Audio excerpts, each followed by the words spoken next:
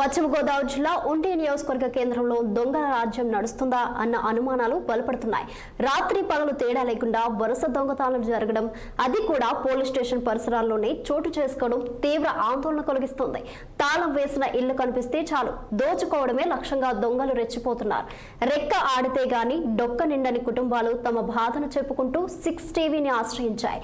తమకు న్యాయం చేయాలని ప్రత్యేకంగా కేసులు నమోదు చేసి దర్యాప్తు చేసి దొంగలించిన సొత్తు రికవరీ చేయాలని బాధితులు కోరుతున్నారు. సంక్రాంతి పండుగ సీజన్ దృష్ట్యా గస్తీ పెంచాలని విజ్ఞప్తి చేస్తున్నారు. ఈ ఘటనలపై జిల్లా ఉన్నతాధికారులు డీఎస్పీ రఘువీర విష్ణు, కలెక్టర్ ప్రత్యేక శ్రద్ధ తీసుకుని తక్షణ చర్యలు చేపట్టకపోతే పోలీస్ వ్యవస్థపై ప్రజల విశ్వాసం దెబ్బతినే ప్రమాదం ఉందని గ్రామస్తులు హెచ్చరిస్తున్నారు.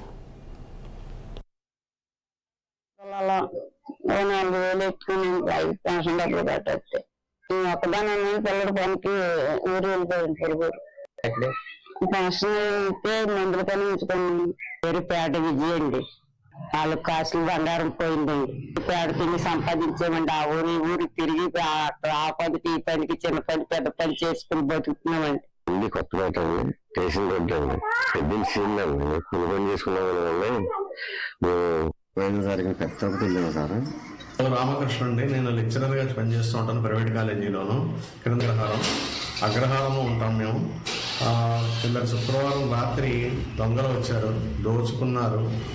ఆ హోమ్ థియేటర్ స్టీరియోను 200 రూపాయలు క్యాష్ తీసుకుని వెళ్ళిపోయారు. అది పశ్చిమ గోదావరి జిల్లా ఉండి గ్రామం అండి. ఉండి గ్రామంలో దొంగతనాలు అవి జరుగుతున్నాయని నేను విన్నాను. కానీ స్వయంగా నిన్న కాక మొన్న మా ఇంట్లో స్వయంగా ఇక్కడ దొంగతనం జరిగింది. గుణపం తెచ్చి తలుపు బద్దలు కొట్టి ఇక్కడ ఇంట్లో లేని సమయంలో తలుపు తీసి లోపలికి వెళ్ళారు. లోపలికి వెళ్ళి మొత్తం అన్ని పాల్గొనడానికి ప్రయత్నించారు. ఈ దొంగతనాల మీద మన డిఎస్పీ గారు, కలెక్టర్ గారు స్పెషల్ దర్యాప్తు చేసి దొంగలను పట్టుకొని పేద ప్రజలకు న్యాయం చేయాలని కోరుతున్నాం. పట్టాలు 12 పిల్లలు